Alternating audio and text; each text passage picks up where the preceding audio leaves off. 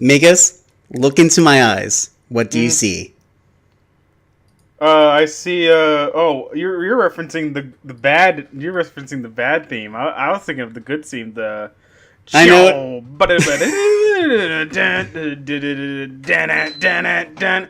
yeah. My longest yeah ever.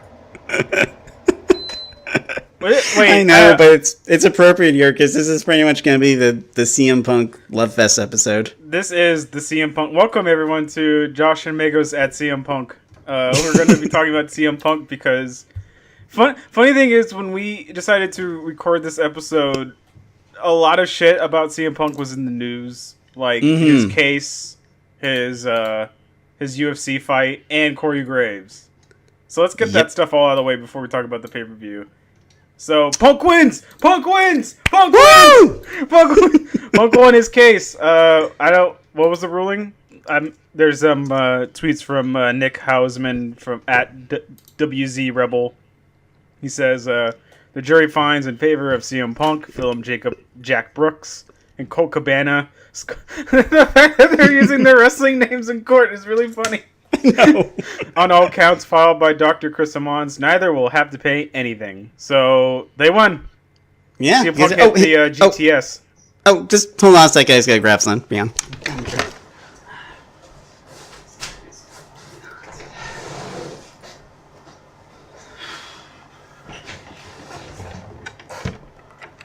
Alright, excuse me. But yep, Punk won. It's hilarious because literally, like, in court, like, the WWE doctor dude was, like, using, like, he said, you know, he was very distressed because he kept getting mean tweets because of the podcast. Well, how about... Like, they actually use that as evidence in the court. You know how he could have totally, not avoided that? Being a good doctor and not being a fucking weirdo. Precisely. One of them that always really stuck with me was the whole, like, CM Punk has a fatty deposit or something on his back. Yeah, but he has a lump. He had a lump, and not just popping it, but he had to get everyone to come and watch him pop it. Like, that just seems so, like, oh, come around, the plague doctor's here, he's gonna put leeches on me, gather around, everyone. It's like, why? Why would you feel the need to do that? That is so weird. It was like a weird drama around it too, because WWE had like posted like a video of a match with Punk saying, like, being like, see, he doesn't have a lump on his back, but it's they edited it the exact same way people used to edit wrestling videos to make sure they won't get taken down, which is like weird zoom-ins out of nowhere so that you can avoid watermarks. And they kept zooming in on CM Punk's ass, and they were like, see, there's nothing to be seen. It's like, no, what the hell? I also remember in this time period they posted his match with Dean Ambrose where he pooped. You remember that? Brother, LOL. Hey, everyone shat themselves in the ring. Literally all the greats have shat themselves. It's really common. My favorite wrestling poop story is the one Tommy Dreamer told about how one time he was in a match with Mark Henry. And Mark Henry, like, hit him so hard that literally, like, his poop came out his butt. Oh, yeah, he shat himself on, like... literally knocked the shit out of him. Oh, yeah, I think I remember, because I saw that episode where Tommy Dreamer has Tony Atlas backstage, and we're supposed to believe that Tony Atlas is Tommy Dreamer's friend, which I don't buy it, but it's like, oh, my old friend, Tony Atlas, and like, hey, Tommy, I'm gonna be your friend at Ringside tonight. And then Tommy, I was like, kill this white boy, kill this cracker. And then and then Mark Henry killed him. Just murdered him live on TV. Fucking Tommy Dreamer. So yeah, Punk won his court case. He doesn't have to pay anything because it was the doctor who was suing him. It wasn't the other way around. I don't think CM Punk should ever sue the WWE because he doesn't need the money. Precisely. And just in time for his big UFC fight. Which he got, oh my god, he got the shit kicked out of him. I'm going to edit in the picture of CM Punk, his face, like, during the fight. Wasn't the dude he's fighting some, like, jobber tier dude, too? Yeah, well, yeah, that's what, like, the guy that they got the last time was literally who? Like, who was the guy I don't remember the guy he faced the last time, but he beat the brakes off of CM Punk. CM Punk's face looks like Jerry the King Lawler's forehead. of the match. Oh my god, his eyeballs. Oh my god, he looks like Raw's ratings. Jesus. Oh my god. Oh, epic. Simply epic. Not for CM Punk. Oh my. This is like when you finish a game of finish like 2 rounds of Mortal Kombat. He looks like that. Yeah. Like oh my. Yeah, exactly. Yeah. Like, you remember Mortal Kombat now when they had like ridiculous shit, like guys would have their eyeballs popping out and. Like, like people's lives are ruined. Like you won Mortal Kombat, but your life was ruined because like your eye is hanging under your head. So yes, CM Punk lost, of course, because I don't think he's. I mean, he could kick my ass, but no, exact. But like actual MMA guys, no, he's not gonna stand a chance. Mm-hmm. I mean, I think UFC pretty much knows that they hired him because he wanted to do it and he was a big name, so they knew they could squeeze some buys out of him. Huge draw. Like, let me tell you, the guys who were smarks who are like CM Punk's the best. He's the greatest. He needs to be pushed. Are the same guys who are saying CM Punk sucks at UFC. I hope he gets the shit kicked out of him. CM Punk, CM Punk, like those kind of guys. Yeah. And so they have their money, and like just people who say, "Oh, a wrestler guy is going to be in the UFC. Oh, I gotta see this." Exactly. And I mean, I'm sure. I doubt Punk's torn up about it. He got to do the. Gonna do my Shawn Michaels voice. The boyhood dream of fighting in UFC, and he got that fat paycheck from it. Yeah. So, but I think now the novelty's worn off of him being there. Yeah, no, I mean Dana White straight up said Punk should just retire now. He should log off. Delete your Twitter. And, speaking of guys who needed to log off. Oh fuck. Oh god. This fucking guy. Oh Jesus. Yeah, the guy who looks like, oh my god, Skinny McGee. This guy was going off on Twitter on CM Punk, just subtweeting the shit out of him, being like, he's acting like someone who has 400 followers on Twitter and is from Tumblr. Like, this is so petty. It's so ridiculous. This guy's behavior. I know, he just legit comes off like it's almost like soccer, crazy soccer X behavior. I know. Why didn't you text me back, Punk? Why? It's like, dude, why are you talking mad shit? It's like, what for what reason? And he's like talking about punk rock and all that. It's like, you're 40, dude. Shut up. And also like punk rock, super punk rock to defend this multi-million-dollar company. It should be a multi-billion-dollar company, but it used to be a multi-billion-dollar company, but those days are gone. Anyway, pretty much. Yeah, this fucking guy just like, why are you defending a multi-million-dollar corporation? It's like, take the L. Yeah. Go watch Sami Zayn do parkour and like. Oh my god, what did he do this Monday? It looks so stupid. It was this really dumb obstacle course thing that like he was all like, I bet Bobby Lashley can't do his obstacle course because he's obsessed with the feud's so dumb because it's entirely based off Sammy just being like, Bobby says he loves his sisters, but I bet he really doesn't. Bobby says he was in the military, but I bet he wasn't. Stuff like that. Remember, you know how this feud got started, Josh? Yeah, he did a move. That's it. That's it. Bobby Lashley did his delayed suplex for like a minute and a half or something, and like Sammy is like, "Oh, I'm so upset because I got to miss the Greatest Royal Rumble because I had vertigo. I am the very first case of getting vertigo during a match, and you ruined it for me, Bobby. Also, you're also." Slightly transphobic segment. Yeah, that uncomfortable. That was really uncomfortable. Just like men in dresses, like. Yeah. Oh yeah, no. They're dressing like girls. Isn't that weird? No, shit. Yeah. It's like Vince is like, ha ha! They're dressing like girls, but they're men. Oh, this is fucking funny. Yes. Just like veins popping out of his head. He's laughing so hard at this idea.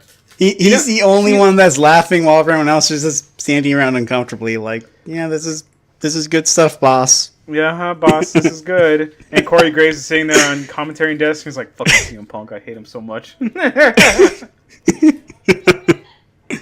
pretty much. Yeah. But yeah, that's pretty much just the big drama. Corey went off on Punk. I know Punk kind of alienated most of his WWE friends, but it's kind of still, It's kind of yeah, he did. I always wondered like how he keeps in touch with some of these guys, but like I imagine he really does not want anything to do with wrestling anymore. He just feels pretty like much. That's just something. I mean, he still talks to Colt Cabana and all them, so it's like he's not entirely cutting all of them off. He's close with Kofi still, actually. Mm-hmm. Maybe he's just not close with you, Corey, because you're a fucking herb. Exactly. And a bootlicker. Plus, it's just like, it's kind of how it is with work and school sometimes, where it's just guys you were friendly with there, but once you leave, it's kind of like, the only thing you had in common with them was that you went to the same building for several years, so it's like, once you're out, you don't really have any interest in talking to them still. You like punk rock music? Yeah. Sweet, dude. I guess we're friends now. And then afterwards, it's like, wow, other than that, we have nothing in common. Pretty much. It's like, come on, Corey. Don't take it so... Jeez, Corey. Calm down. Maybe he's mad that Punk has a punk rock GF and he doesn't. Oh my god, that's a good point. Also, he literally said he'd fight Punk, like, on Twitter. Like, what's Corey medical again? What's keeping Corey from wrestling? Corey Graves medical concussion. He just has a super bad concussion. Yeah. Oh, let me see. So probably not a good idea, dude. Which led to cast. No wait, no. God damn it. Oh yeah. Oh okay. Okay, so he has a really bad concussion. Well, who knows? If Daniel Bryan, whose brain probably looks like a fucking an imploding appendix, maybe he has a chance. Because literally, like when I think I watched a video or read an article about Daniel Bryan's like how the procedures he went through and all that, and like they made it sound like they used magic to make his brain better. Like that's kind of why I thought it was, but I think it's probably one of those things where like you kind of like it's probably like very tedious and maybe painful to do, but if you really want it, you could. I don't know if I'm making sense here. Well, yeah, oh yeah, totally. But it's like I would imagine Corey would totally do that since like before this he was doing that shit with Booker T that didn't lead to anywhere. It's like that's true. It really feels like Corey wants to get out of the commentary desk. I think he's pretty content being a commentary guy because I don't think he was like notable at all when he was actually wrestling. Mm-hmm. He said like all I know is that he tagged with Neville in NXT, but yeah.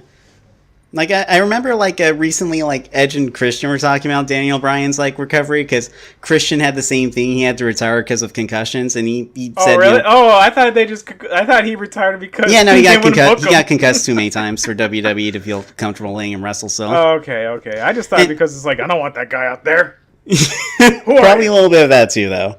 I mean, Christian pretty much just said, like, he probably could do it, but he's pretty much, too removed from wrestling now. He doesn't really... want to.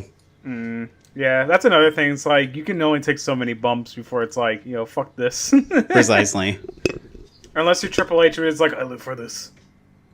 I love taking bumps.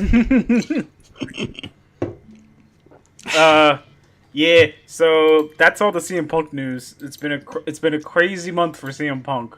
Just winning trials, losing UFC matches, and pissing off dudes on Twitter. So it's just another day in CM Punk's life.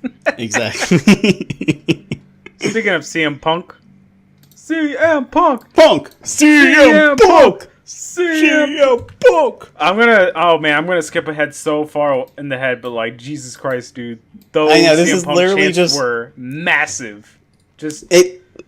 It's literally no hype. And like, it's not hyperbole to say like it's probably like the most insane crowd I've ever seen in like a good way. Mm-hmm. Just 100% backing this guy. There have been times where like a crowd has like unanimously hated John Cena, and like the guy in the ring is sort of being. It seems like they're being backed, but in actuality, it's just they just happen to be there, like with RVD versus John Cena in 2006. Mm-hmm. But this is like we love CM Punk and we fucking hate you, so it evens out, and it makes this is special. I don't think we're ever gonna get this again. Actually, no, that's a lie, because Ciampa versus Gargano was like this, where we love Gargano, but we hate you. Yeah, exactly. Yeah. But let's get into the show. Let's go back to 2011. No. Yes. No, please don't log off. Please stay with the podcast. Don't close the video. We promise this is good this time. This isn't the Rumble 2011. We promise. No, I'm just saying like 2011 in general, because I think that year sucked. But yeah. Because the Blu-ray just came out. Yeah, we're back in 2011. Fucking hell. Wrestling at this time was horrible. Yes, set the scene, because I've said this many times. For pretty much several years I didn't pay attention to wrestling at all, but actually this entire CM Punk storyline made me briefly be like, oh hey, wrestling, that's neat. So cast yourself back to 2011. Okay, so the Royal Rumble proved to be fucking horrible because they shoved 40 guys into a match who weren't over, and no one was over. John Cena was still the guy. This was year six, Josh, of the John Cena reign. Oh, the John Cena is our top guy. Mm-hmm. Christ. Miz was champion. Miz was going into Mania as champion. However, he was booked into the background because The Rock had returned. That's how you know shit was getting bad, where they basically just got on their knees and said, Brock, please, for the love of God, come back. And he did, which was shocking because The Rock had not been seen in, years. His appearances were limited to... he did, a few video promos, but mainly just, to plug his movies and shit. Yeah, live via satellite, plugging some of his movies, but never showing up in person, Exactly. And The Rock returned and starting shit with John Cena. And that's it. That was it. He didn't start shit with literally anyone else. It was just hyper focused on Cena. Because the company was hyper focused on Cena. Yeah. It's like when Cena's not around, everyone should be asking, where's Cena? John Cena should have a time machine and should have a short temper. And keep in mind, they would pretty much have this feud for the next 2 years. This would pretty much be the big thing. The Raw after WrestleMania 27 was literally The Rock saying, see you in a year, buddy. All right? Bye. Bye. See ya. And, oh my God. Folks, if you thought WrestleMania 32 was bad, the one with Roman Reigns versus Triple H, oh my sweet summer child, you have no fucking clue. WrestleMania 27 was probably one of the worst WrestleManias ever. Literally, it was the who of all the matches. Fucking Miz was not a credible champion. Think Kurt Angle 2000 as champion, and think that minus 0 or no divided by 2, or just you are half the champion, half the paper champion Kurt Angle was, and he was a fucking paper champion. Mm-hmm. It was bad. It was really bad. And it got to Point Break, or I got to a point where the shit was so bad that people were saying fuck this. People were just leaving en masse because it's oh, John Cena versus heel R-Truth. That was it, Josh. Are you excited for heel R-Truth? Oh, I mean, yeah, sure, he's entertaining, but he kind of over when he did the crazy heel thing though. Until he has to get into fucking, unless he has to start wrestling. That's the problem. Hey guys, that's the problem with people who are over. It's okay, you're over because you're entertaining, but then when they start wrestling, you go, oh fuck, because you need to also be a good wrestler, or at least a good ring presence, like Hulk Hogan. If you got to be either Bret Hart or Hulk Hogan. If you're neither, fuck off. Get out of my ring, please. Don't come back. Oh my God, this was horrible, Josh. I legit feel bad for the Miz though, because it's he was the WWE champion at the time. He's finally in the main event scene, and he's a complete afterthought in this feud. Because it's oh, it's like he was literally overshadowed by The Rock, and it's centered around The Rock. He was like, if Like- The Rock like isn't around, I keep referencing Poochie, but like Rock and Cena were Poochie. Exactly, and like Miz won that match, but no one remembers it because Rock pretty much did everything because Miz got concussed. Mm-hmm. Oh my God! They didn't even have a finish. Oh my God, Josh! So like, yeah, John Cena wins. John Cena. No, Miz is like, oh, I can't continue. John Cena wins by Miz DQing himself or forfeiting the match because he has a concussion. It was totally fake. It wasn't a real concussion. Then after that, the next feud was, oh man, you should see this match. It's like the absolute worst I Quit match ever, where Miz and his henchman Alex Riley were just beating the utter brakes off of John Cena for like 30 minutes, and then John Cena wins by putting Miz into the STF. It was so fucking stupid, so predictable. You're gonna make me watch that pay-per-view, so I'm glad you did it. No, now. you should. No, I don't want to subjugate myself to that. I'm just saying that if you want to see something so bad, you should probably watch it. But like, just like, it's like they just beat the fuck out of him, and John Cena's like, you're a woman, Miz. You're fucking gay. Haha, gay. And then they keep beating up more and more. And then John Cena's like, you're still gay, Miz. Haha. And then they beat him up again. It's like just that over and over and over and over. It's like, end it. But it went on for 30 minutes because John Cena wins. Yeah. So basically, like, the universe was like, enough! And then, like, CM Punk cut his awesome fucking promo on John Cena. There hasn't been a promo like this in years.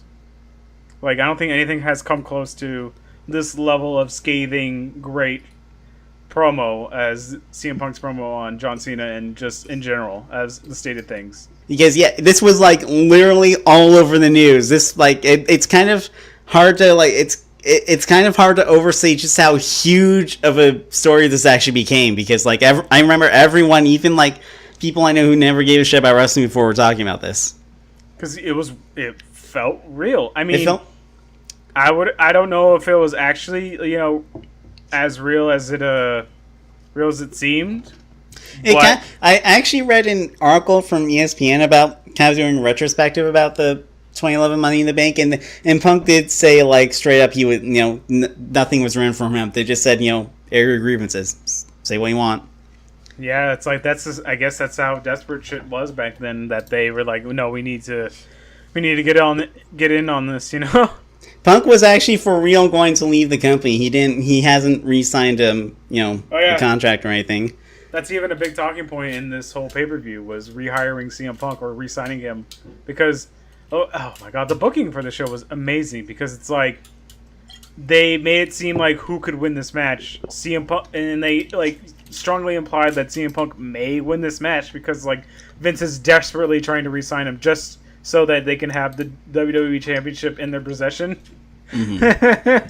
And it's like, oh man, this is almost like Attitude Era booking, of at least main event booking, of like just having this compelling storyline that feels like that makes it feel like a sport and not some dumb drama bullshit. Like, oh, you don't love your sister, Bobby Lashley. Oh, Bobby Lashley, you have stolen valor.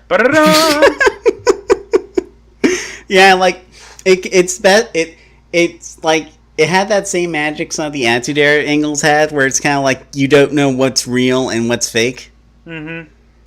And good, and it didn't feel corny. It's not like WCW's shoot promos, which were like, yeah, sure, totally. It's kind of almost like Punk's like as it's been called the pipe bomb promo. It's kind of almost ruined a lot of shoot promos because they kind of just followed the same cliche track where it's like, oh shit, I called you Paul instead of Triple H. We're shooting here.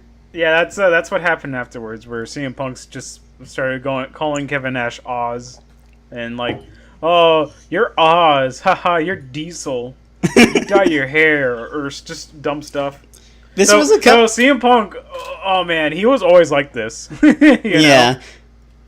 Just kind of like. I remember one time he was talking to Shawn Michaels, and it's like, oh, we have a lot of common. You and I, we don't use drugs, and CM Punk says anymore. I was like, like holy shit. But yeah, also this is interesting because like CM Punk, he's been booked as a heel, and John Cena, of course, is the face. But like, because of the crowd, they turned him face. They turned CM Punk face and like John Cena heel, and he like kudos to Cena because it takes two to tango. So like, no, he's just as good in this match as Punk is. But before we get into the match, we're getting way ahead of ourselves. But before we start the show proper, just again reiterate, TLDR. So Punk, does his famous shoot promo. Storyline leads up to the fact that he's going to be leaving WWE for realsies, but he wants to have the championship beforehand, and he manages to. Sorry, blanked out here. But yeah, so that's kind of the main drama of this match is that Punk's leaving the company and he's gonna try to take the belt with him. And and there's extra drama because if Cena loses, Vince is gonna fire his ass. I mean, yeah. Oh yeah. Throughout the whole match, is like, I'm gonna fire the fuck out of you, Cena. Which no, you're not. No, you're not. That's don't lie to me. He makes you so much money, Vince. There's no one's gonna believe that, dude. With all the t-shirts, armbands, cum rags, all that shit. What else is it? Like, what else is that hand towel supposed to be for? With the with the cum rags have the 5 knuckle shuffle written on them? They should. Yeah. They still call it 5 knuckle shuffle. It's like kids are gonna look that up and find out what fapping is. I guess they assume no one's gonna know what that is, so they're like, whatever. Oh no. Yeah, right. Yeah. Actually, WWE does like pretending that the internet doesn't exist, and if it's the internet, it's only WWE.com or the network. $9.99. The internet is that thing where Daniel Bryan fans hang out at. What a nerd! Oh yeah, that was the first match, the SmackDown Money in the Bank ladder match. Yep. This was a fun match. I like Money in the Bank ladder matches because they're these big multi-man ladder match where everyone does crazy spots and. We got one coming this Sunday. Yeah. This as of this recording. And these are fun matches. I think I like this one more than the. I did like this one more than the what's it called, the Raw one. How about you? What? Wait, the what one? The Raw one. There was the. The Raw. Yeah, the SmackDown. I like the Raw one too, but yeah, the SmackDown one was more fun. Yeah, I don't like that they're. I think the roster was just so inflated with a lot of guys that they just felt like, oh well, we won't have one Mega Man match. We'll just have like 2 ladder match for each show, or like 1 ladder match for each show. They felt different enough. It was fine. And they spaced them well too. Yeah, they weren't like one after the other, which is that. I mean, they'll never do that. That's dumb. Yeah, no. But I felt like that's honestly like Punk dominates the show and rightfully so. Rightfully so. This was a good pay-per-view all around. Like there isn't a single match here that I hate. No. Even the women's match was short enough to be like, all right, that didn't insult my intelligence. yeah, that was fine. So I guess since we're starting to like go all over the place here to retain some focus, let's start from the beginning. Yeah, the SmackDown Money in the Bank ladder match. In it was. I'm just gonna briefly mention the video package. It just pretty much recaps the entire Punk Cena feud, but I'll just praise it for once because it's very well done. It has like this nice intense style to it. I like the ticking clock that's in the background. Yeah. Oh my god, the ticking clock is really good. And do I have everyone's attention now? And my favorite part of it is when he says that maybe this company will be better off when Vince McMahon dies, and it shows this black and white photo of Vince with a flat line appearing over it. It's just over the top. Oh, that's a shitty thing to say. I mean, it is inherently a shitty thing to say, but if Vince were to retire, the stuff would be better. How about that? Well, Punk's supposed to be the heel, so I guess they'd hope that maybe that could heat, but it's it's Vince. Mm-hmm. Yeah. But this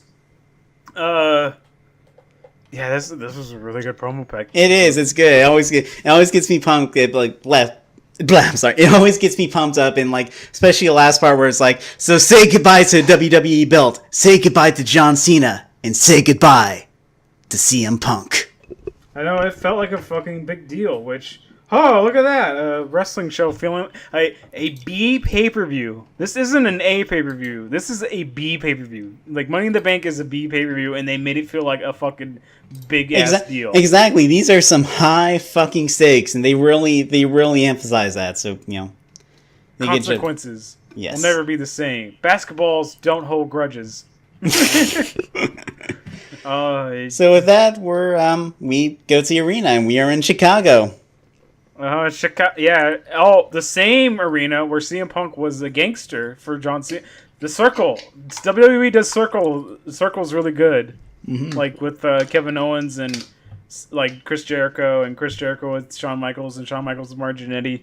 And now we have CM Punk returning to the place where he made his first WWE appearance. Not as an active wrestler, but like just an appearance, like showing up on TV as a gangster, hanging off John Cena's car. I think he was still in like developmental at the time or something like that. Mm-hmm. Yeah. Like keep in mind he was already a big name by the time he came to WWE, but you know, you still pay your dues. Yeah, CM Punk was big on the indies. I still need to hunt down and watch the Samoa Joe, the matches he had with Samoa Joe. Like I hear those are like fantastic fucking matches. Yeah. And watch some fucking indie wrestling. It's fun to watch like his old like Ring of Honor and such storylines, because a lot of like his WWE storylines were pretty much just remakes of them. Yeah. Like the feud he had with Jericho about the like alcohol and stuff. They pretty much did that same angle he did that same angle years ago with Raven at Ring of Honor. Yeah. Yeah. I remember people were saying that when the Jericho feud was going on. So that makes sense. I mean, just do it with a bigger audience. Why not? Mm-hmm. What are they gonna do? Sue you? Yeah, mind it. So with that, what's Raven gonna do? Our commentary team for tonight is Michael Cole, Jerry the King Lawler, and Booker T. Fuck. Yeah. Fuck. What a combo! Holy shit! All you need is JBL to put me on suicide watch. It says Christ. A lot right here that the show is good in spite of them.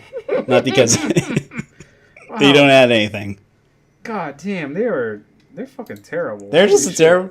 It's like his Cole at the time is like in his full on heel mode where he's just super obnoxious. Yeah, and, you know, stands for the Miz. Kept in checked by Jerry Lawler though, allegedly. Like Jerry Lawler would say, "Hey, now don't go too far. I'll beat the fuck out of you again." It's like, "Fine, Jerry." And Lawler's just boring now. He's not even wearing the King outfit anymore. He's just dude in a t-shirt. Dude wearing an Affliction tee. Like he's wearing those ugly fucking graphic tees that dude bros wear. But he's like 50. Oh Christ. And then Booker how do you think Booker T's head is wired? Like Jesus Christ, this guy is like talks so innate. His commentary is so inane and nonsense. Like he contradicts himself. He lies. He says bullshit. He's at least funny. Yeah, but he's not trying to be funny. He just happens to be funny because I know, the shit he said is so dumb. That's more than what Cole and Lawler do, though. Like they're trying to be funny. At least Booker T's actually being funny. Yeah, it's like, oh my god, Booker T's like. Yeah, it's just not a good line. It doesn't help they spend this is the problem WWE has now where the commentators spend so much time bitching at each other. Yeah, I hate commentary bickering.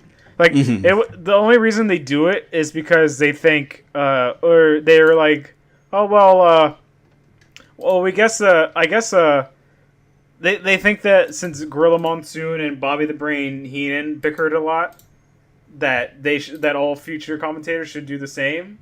But it's like, no, they had chemistry. Exactly. People don't have chemistry. Bobby the Brain Heenan and Gorilla Monsoon were probably really good friends and were able to recognize each other's beats and all that. Yeah. It's like I 100% get the vibe that Cole and King legitimately do not like each other. They're at least annoyed by each other, or that like Michael Cole is laying it on a little too thick with his heel persona. That's another thing. I didn't buy Michael Cole's heel persona. It reminds me a lot when JR was a heel. Oh yeah, in the 90s. He was like, "How about that, Vince? Here's Razor. He's Diesel. We still have the rights to the characters." It's just awkward because they're both like JR and Cole are just like mostly shown to be like these normal benign dudes that cheer for the faces, and then one day they're like, nope, they're evil now. Mm-hmm. They're suddenly evil, and huge assholes too. Just like exactly. So up their own asses. It was just like it was not fun to listen to, especially since Michael Cole was like the Corey Graves at the time, where he was on every show. So yeah, like his voice literally dominated WWE at the time. Oh man. So with that, we had you watch this show on mute, especially during Daniel Bryan makes an appearance, because it's God, so bad. This fucking guy. Let's since we may as well go through each dude's like entrance individually for a moment. So first match on the card is the SmackDown Money in the Bank for the World Heavyweight Championship. Mm-hmm. And of course, there's let's see, I think there's like 7 guys here. Yes. So yep. Let's see. First off comes Sin Cara. Huh? Yeah. Yeah, Sin Cara. I think this is the original Sin Cara too. Yeah. Yeah. I'm not cutting out or anything. This is no, it's not that you're inaccurate. I can hear you 100%, Josh. Don't worry, I'm not cutting out. This is like telling me the sun's green or the sun's out. Like, yep, sun's out today. Yeah, I guess it was just interesting to me because it's just like Sin Cara was like this huge star in Mexico, but he just flopped so bad to WWE. He sucked. He sucked so bad, and his replacements also suck. It's like whoever wears that mask sucks. It's cursed. Oh, Jesus Christ. Yep.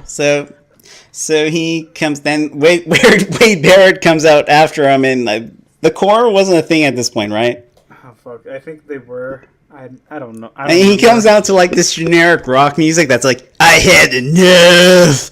I think I think the core had broken up at this point, because if Wade Barrett's not coming out their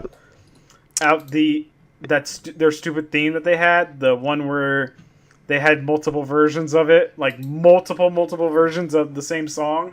So yeah, I think the core's over. I think and the Nexus was over too, especially because CM Punk's like, I don't give a fuck about the Nexus. Oh yeah, the Nexus is dead by this point. Like CM Punk was just like, it's not even mentioned. It's just one day CM Punk's just like, I'm not part of the Nexus anymore. Bye. Yeah, he was the leader, and it's like, I don't give a shit about them anymore. Yeah.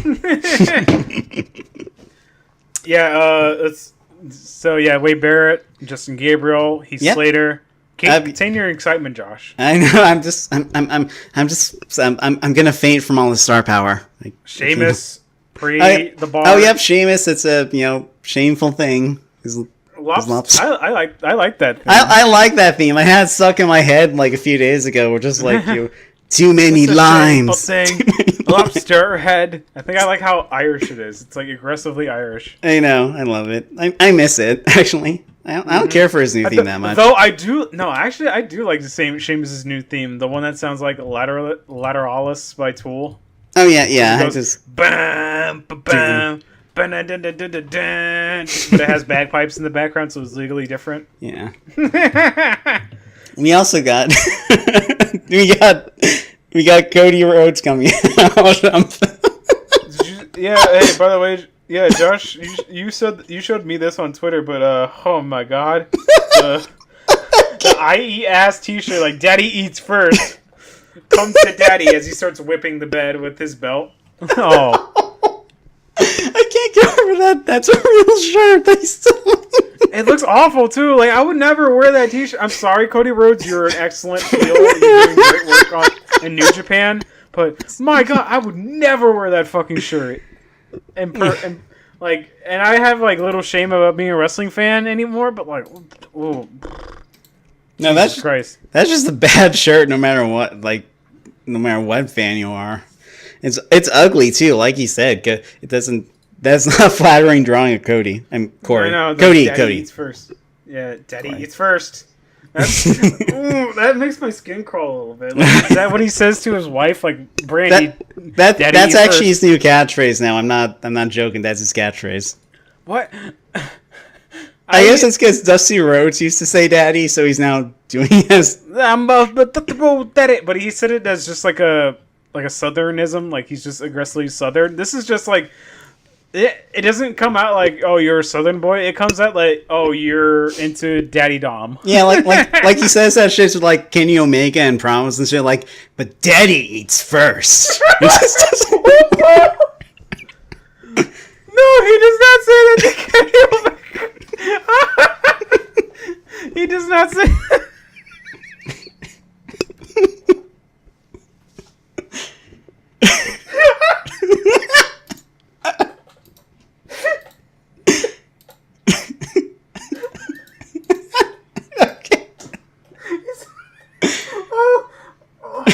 Okay, I'm collected. I'm sorry. Okay, before we move on, just note. I did not know he said that as a regular catchphrase. I just thought. I thought the Bullet Club is fine was his catchphrase, but he's trying out new ones. Well, fuck the Revival didn't catch on or anything because I don't think WWE doesn't want the Young Bucks in their company, or they don't really care for. I don't know. Just a one-time deal. Have the Revival versus. Oh, the Revival's lost all their luster though. Might be kind of cool. Frank. It's not the same thing, but I know they like confirmed that like I think like Evo that the New Day is going to be playing Street Fighter against the Elite. I know, that's crazy. That's going to be fun. That's crazy. I know. It's like WWE is totally cool with Xavier Woods. Like Xavier Woods just like showing up at Evo and playing against Kenny, like literally their world champion in a game of Street Fighter. That commercial is still the coolest shit. Like, I know that was the Cody one. That was fun. Yeah, where Kenny Omega's dressed up as as Cody, and he gets a phone call from G, who is played by Xavier Woods. Like, yo, we out here. Wrestling is wrestling in the mainstream. Make that web series. Before we move on to our dudes, let's say at this point, Cody has like his undashing gimmick where he like wears like plastic over his face. Yeah, he the payoff, or people were speculating that the payoff was going to be that someone just points out that Cody isn't really ugly. He just thinks he's ugly. Mm-hmm. But like that never happened. Well, he also talked like a weirdo. It seemed like a funny. He seemed like he was just playing Doctor Doom to me because I don't know if you. I know like the original backstory for Doctor Doom was that he didn't get horribly disfigured when he had his accent. He just got a small scar on his face, but he was like such a narcissist. He's like, no, I must cover my face now. And that's pretty much Cody's also kind of weird because like there are times where Doctor Doom's face really is disfigured beyond like. He really is ugly, but like I don't know. I like to imagine that he just got the small scar, but then he made the metal mask and disfigure himself for real by like just throwing it in his face while it was so hot. Yeah. Oh my God, Josh, that's like a. Oh man, this is old. This is old magazine called Toy Fair. It was ran by Wizard Entertainment, which. Oh, I remember that, man. I used to read it. Yeah, and they had a sister magazine called Toy Fair. And Toy Fair had something called Twisted Toy Fair Theater, where they would use these. This is where the name Megos come from. Megos are a very old action figure, or I guess they're dolls because you can dress them up. But there are these action figures from like the 60s and 70s where you dress up, where they were like these, I would say 8 to 10 inch tall figures of superheroes. You can take their costumes on and off. And like that was the whole premise of the show, of the comic strip, was basically just Marvel superheroes in everyday life. And the main character was Spider-Man, but he didn't give a shit about anything, and he barely used his powers. Yeah. And one of them was covering about Doctor Doom's backstory, and like Doctor Doom's like, they're telling him, Doctor, it's hot, you can't put it on right now. Like, no, Doom waits for nothing, and he puts it on. He burns his fucking face. He's like, now I can't take it off. It's burned into my skin. So yeah, Cody Rhodes was a weirdo at the time. He was just like, he just talked in a weird cadence, like he was trying out for a B movie. He put paper bags over dudes' heads too. That was fun. That was fun. So yeah, after side, Kane. Kane comes out.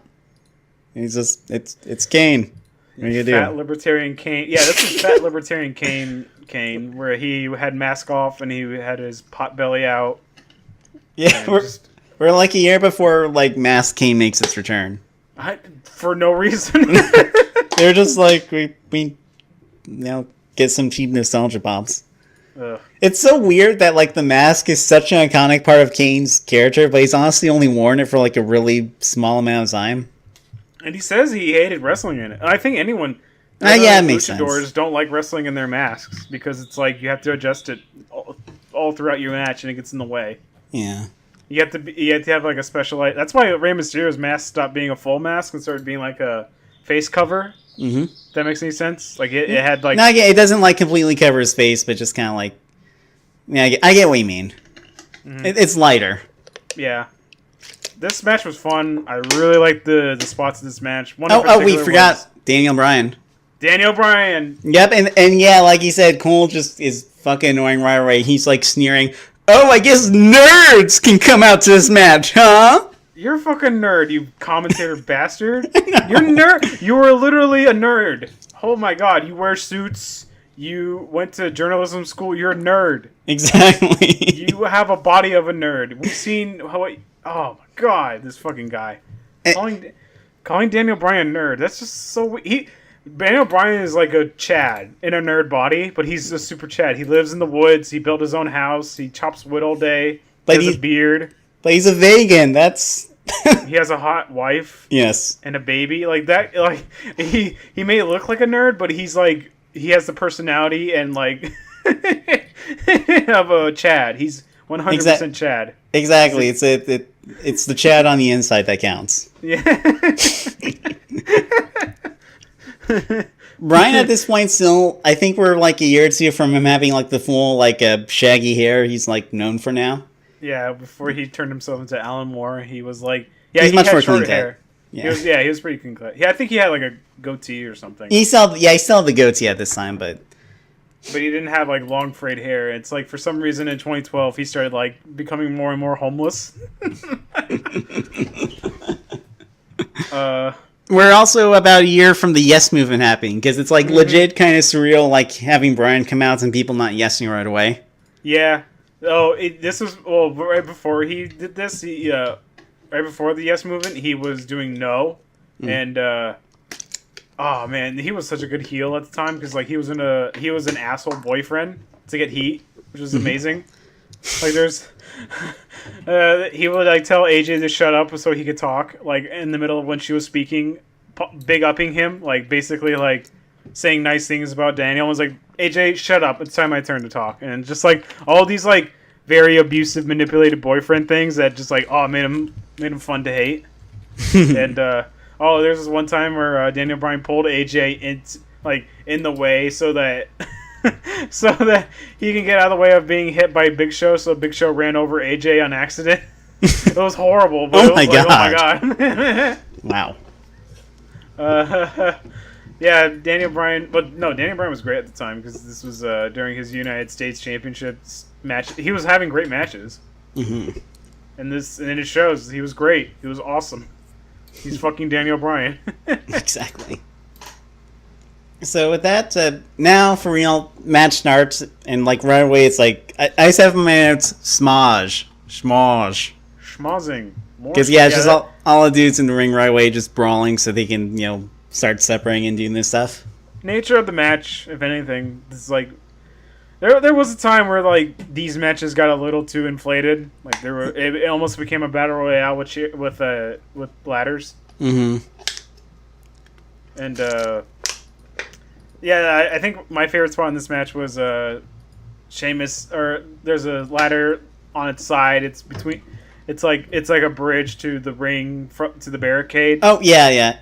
And fucking Sheamus power bombs Sin Cara through it. It looks brutal. It does. It also exposed that the ladders are totally just wood painted silver. Yeah, I know still. it's fucking hilarious because on Contra, like right through the steel ladder, and it's like you can see the wood splinters like right.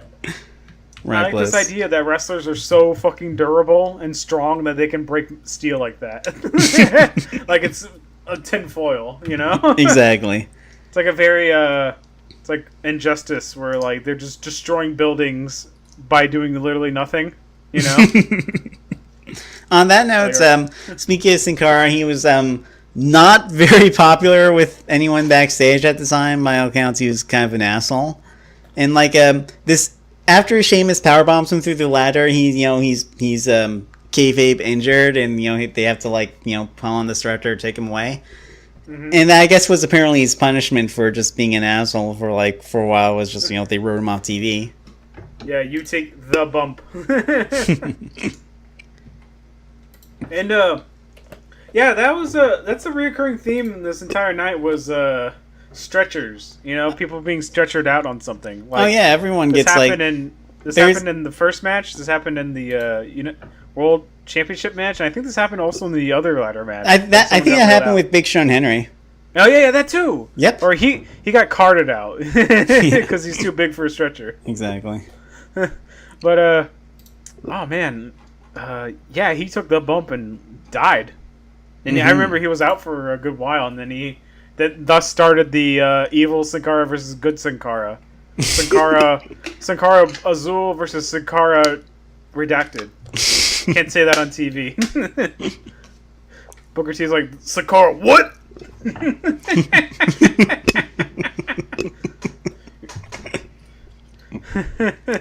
If you know your colors, you get what I mean, but let's just move on. Anyway. Yep.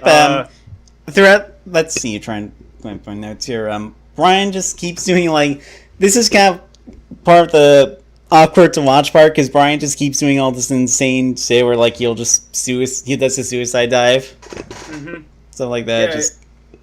Yeah, uncomfortable. I mean, it's not uncomfortable anymore because he's fine. He's literally wrestling super long-winded matches now to show that he's 100% okay. Yeah, but yeah, just at the time, it's like, oh man, this would cause that big gap in your career.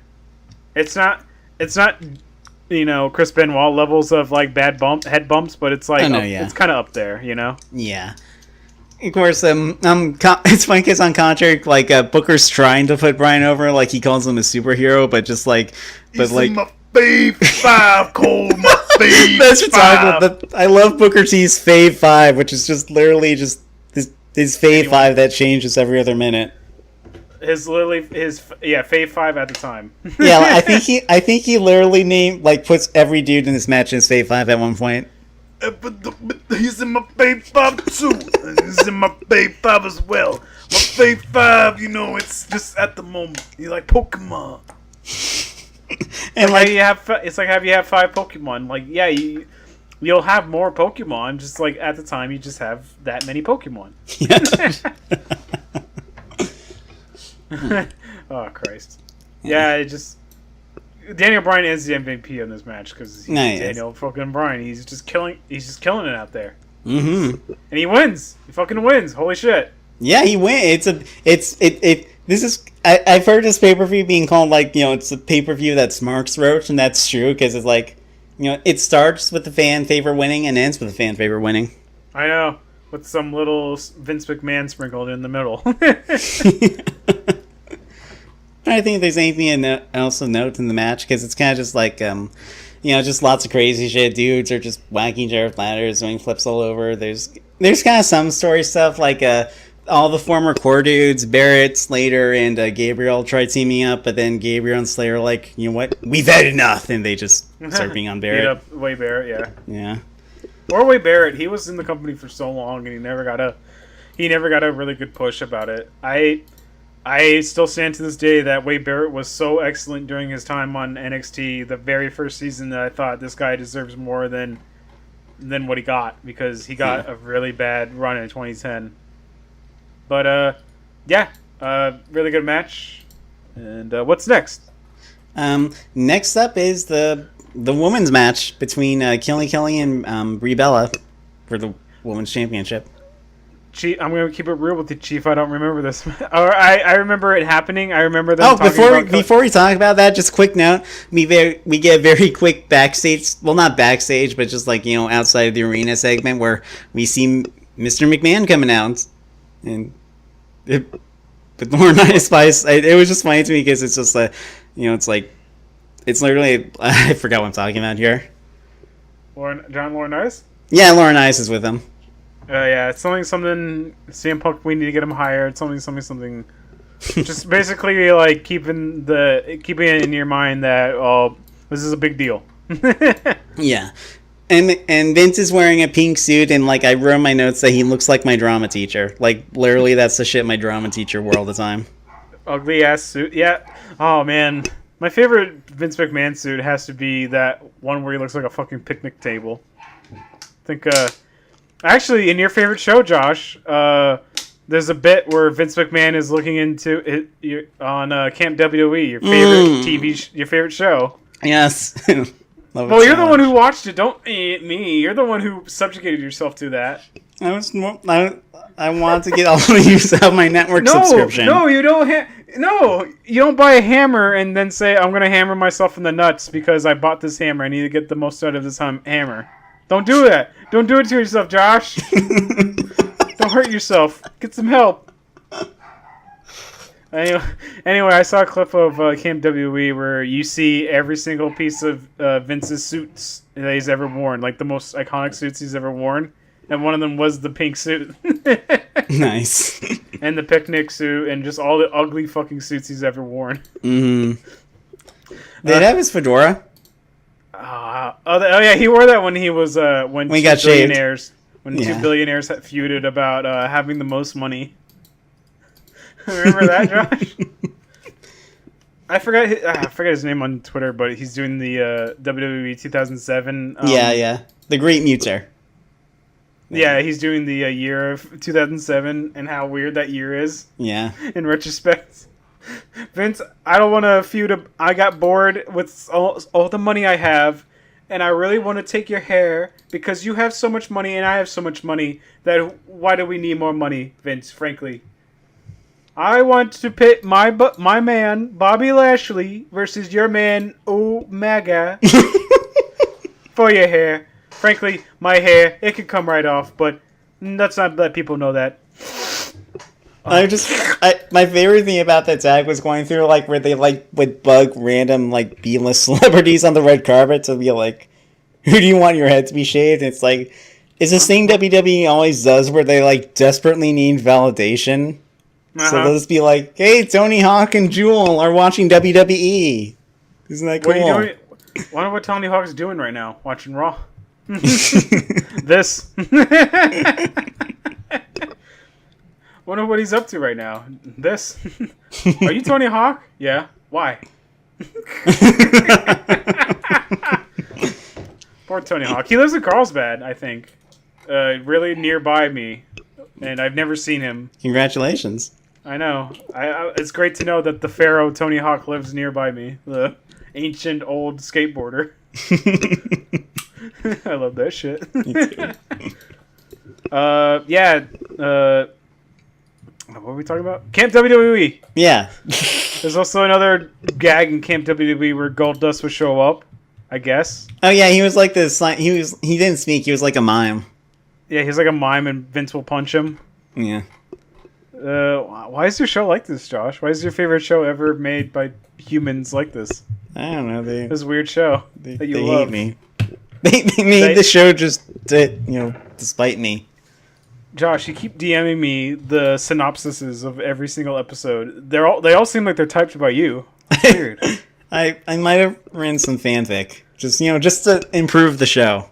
Josh, why do you have all these fan art commissions by? I have all this fan art of Vince McMahon going shopping for toilet paper. We gotta get off this. All right. So yeah, Kelly. Speaking of blondes, Kelly with Eve Torres versus Brie Bella with Nikki Bella for the. I have in my notes that even though this is the PG era, Lawler is still a total fucking perv. Well, yeah. Well, he's infatuated on Maine. We can't. He's not horny. That's TV 14. He's infatuated. That's TV PG. That's true. Yeah. Oh yeah. Fucking Jerry Lawler will make fun. Will literally have the most toxic. He says shit like, he's like, he literally says at one point that he wants to give him a spanking. That's I know. Yeah, that's really yeah. Jerry the King fucking Lawler. This guy will, until the cows come home, talk about how fat Vicky Guerrero is, but you made fun of my waifu and how skinny she is. Sir, it's beatdown time. Yes. And like you're a hypocrite. Mm-hmm. How is just Jerry the King Lawler. Fuck off. Very much. Retire, bitch.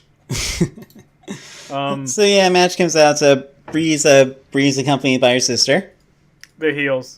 Yep. This is yeah. Oh, by the way, divas at the time, they were literally heel and face based on it was so they switched so often that you never really knew who was heel, who was face, especially with the Bellas. Mm-hmm. For some reason, the Bellas were heel or face. They just flipped a coin that day, and they were either heel or either face. So I guess today they got heads. Oh man, yeah. I didn't really pay attention to this match. I just sort of listened to it, and then it was over. Yeah. It's a short match. Like I let me check. I think is it this or the show Henry match is the shortest match on the card. 4:54.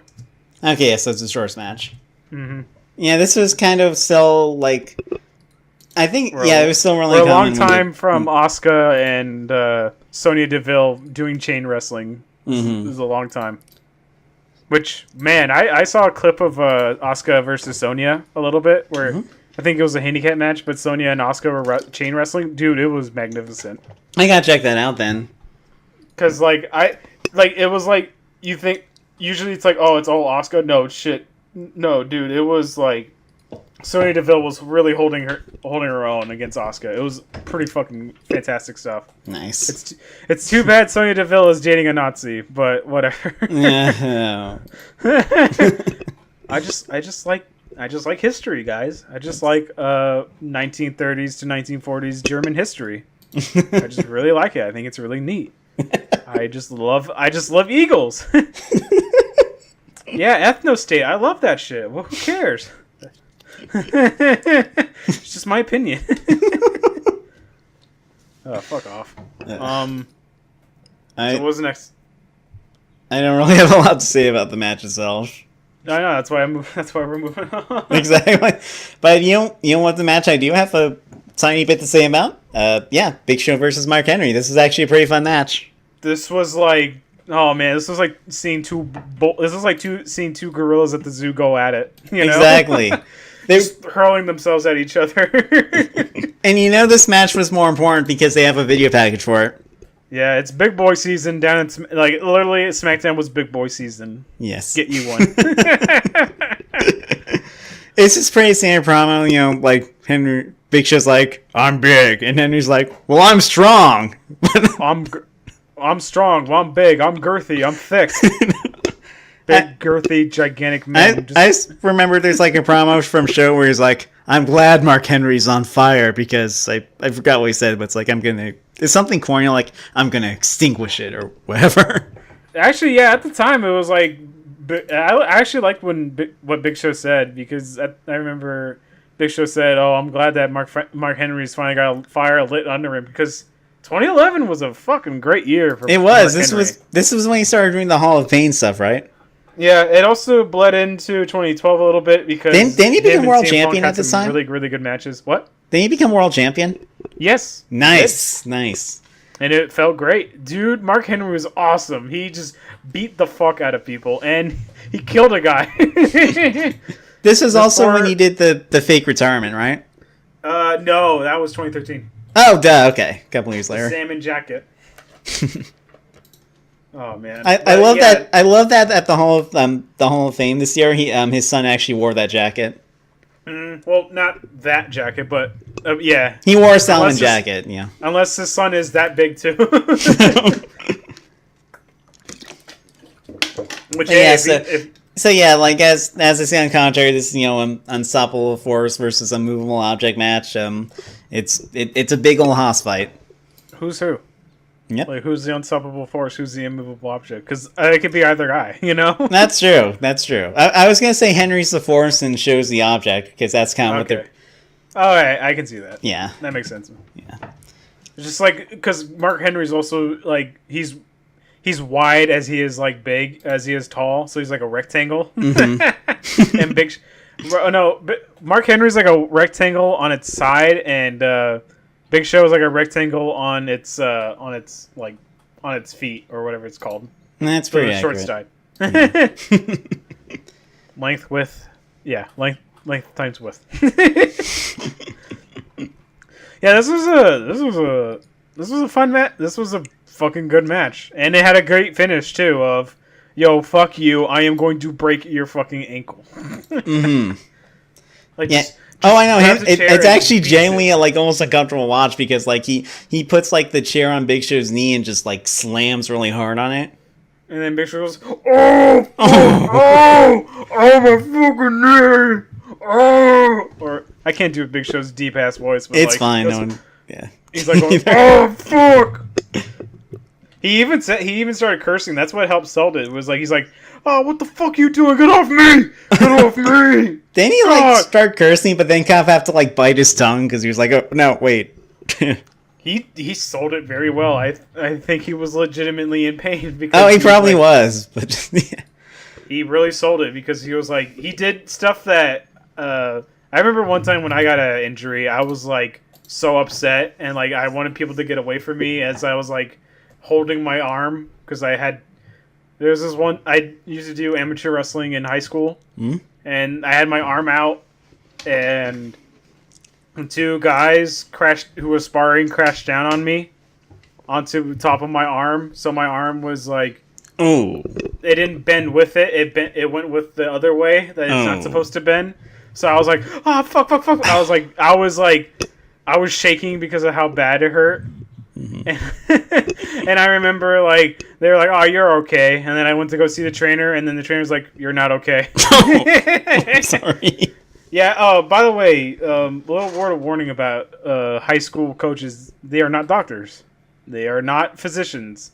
Yep. They know as much as about the human body as you do, so don't ever take their word, because they don't know shit. Yeah, so Big Show did a very good acting job of being hurt. He's always actually been a pretty good actor, to be honest. Mm-hmm. Yeah, I love Knucklehead. Yeah. That was a joke. And yeah, like you said, like they literally have to like drive this like I don't know what it's called exactly, like it's like a mini truck or something like that. Yeah, it looks like a golf cart. Yeah, it looks like it's like a big golf cart that they have to put him on. Maybe it's called something like a utility cart or something. But yeah, it was basically to wheel off Show because he's too big for a stretcher. Yeah. Man. And yeah, this was a good match. I liked how these guys went at it and didn't wrestle a slow big man match where, oh, is one guy gonna choke slam the other guy? Mm-hmm. Oh no! But no, it was a pretty dope match. Yeah. They actually showed it showed that they're both actually still, despite their size, pretty athletic dudes. Yeah, very fast dudes who can hurl themselves. Like, I imagine that's just a wrestling thing that they tell you, hey, just work like a big guy, just be slow and lumbering. Oh yeah, no, that's pretty much what happened with them. Andre the Giant when he went to WWE, they're like, no, work the slow style, because it makes you look more menacing. Mm-hmm. And then like there are times where it slips a little bit, because I remember. I was watching OSW review, and they pointed out that like Hawk would do that, but then there would be times where he had to catch someone or like be in position, and how quickly he would do it. It's like wrestlers are deceptively slow, but like they're fucking fast. Holy shit, they are super. Like, a part of me, even smaller guys, like a part of me really wants to see guys like Finn Balor and fucking Seth Rollins work the New Japan speed. And just be like, whoa, whoa. That would be amazing to watch. Mm-hmm. It's like when you watch New Japan, it's like a fucking different. It's just entirely different, you know. Yeah. So yep, this was a good match. So far, so good. So now we got the Raw Money in the Bank match. Yep, we have in this match, Coke Boy Del Rio. Yeah, the man of unlimited snorting chances. on the way down to the ring. This is my destiny. No, actually, this is now my destiny. Okay, this is my. It's like he doesn't understand how destiny works. He just keeps saying it, hoping it to be true. I can't deny that his entrance is very cool, though. Yeah, I loved it when he just honked the shit out of his horn, and he has his announcer screaming his name in Spanish. That was cool. It made him seem like a star. Yeah, it's too bad that he's Alberto Del Rio. Exactly. Say it to my face, Alex Riley. Say it to his face, Josh. Yeah. And then we got Kofi Kingston, pre-New Day when he was still. I think he was still pretending to be Jamaican at the time. Actually, he was just full on. No, he was full on embracing his from being from Ghana, but he still came out to this reggae-tastic song. And he was. That's fine because that thing slapped. Kofi Kingston. Yeah. I mean, it slapped, but it's like you're not Jamaican. I know, true. But yeah, he came out and like, he's like his name is Kofi. He's like Ghana, but they made him Jamaican because WWE was still racist in 2007.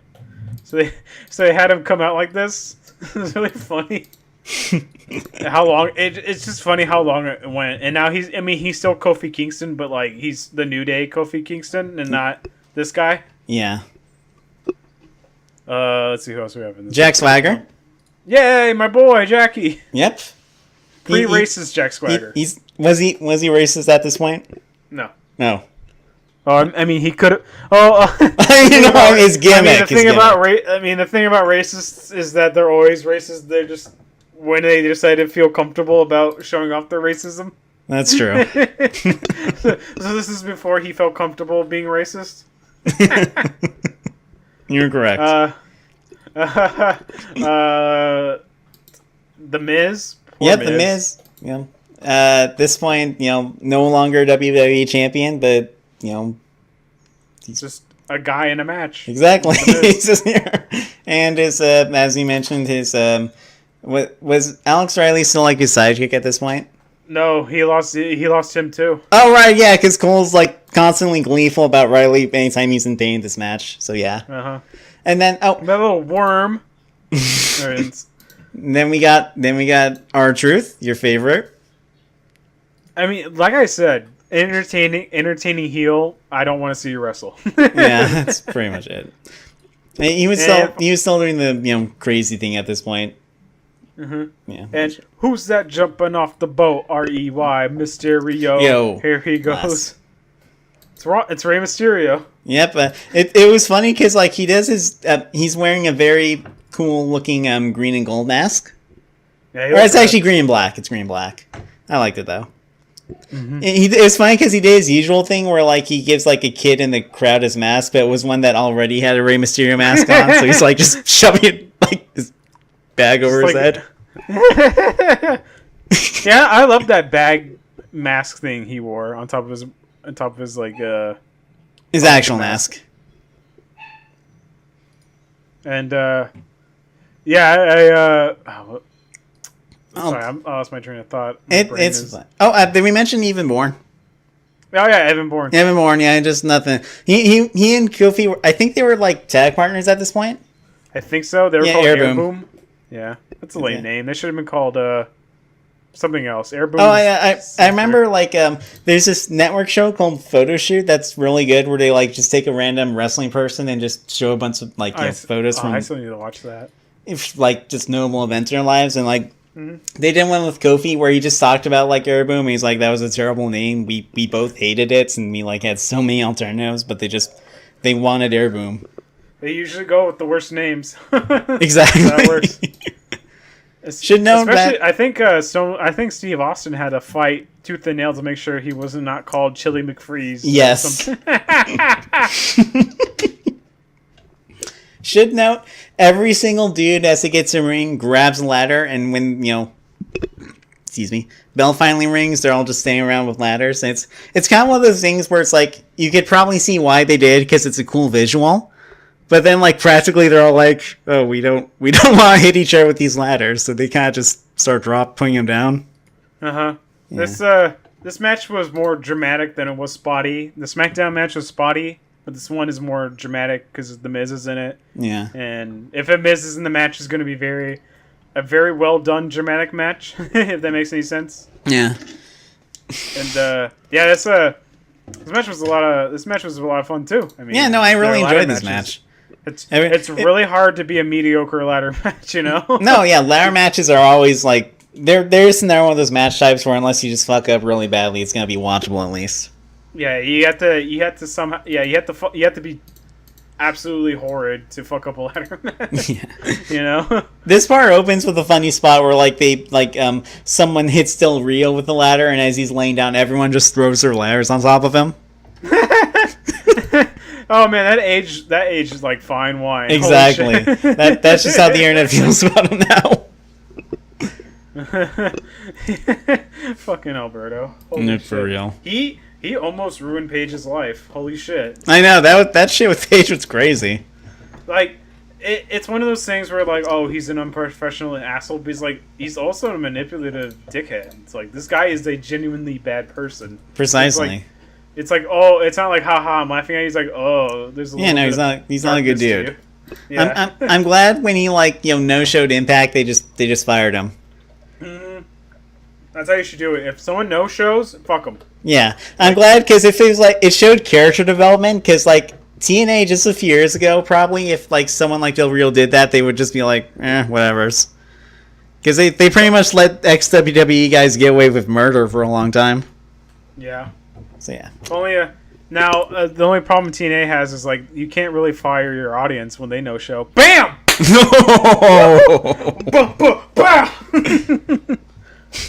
Hold that. Anyway. Yeah. This match was fun. I felt like I felt like a lot of these guys could have won. There wasn't a big of a decline with okay, I know you're not gonna fucking win Heath Slater, Justin Gabriel. But this one, no, it felt like the Miz could have won. They were all pretty equal. Yeah, it felt like the Miz could win because he needs this thing. Alex Riley, since he was hot after breaking off with the Miz. Jack Swagger, Kingston, he's hot. Rey Mysterio is Rey Mysterio. Kids love him. Mm-hmm. And Alberto Del Rio is big deal fairly quick. Plus, there's this extra tension because there's a possibility they won't even have a championship to cash in. Yeah, I know. Oh, well, yeah. This was the Raw one. Yeah. So it's what are we fighting for? What am I fighting for? What am I fighting? The Mega Man. The Mega Man. What am I fighting for?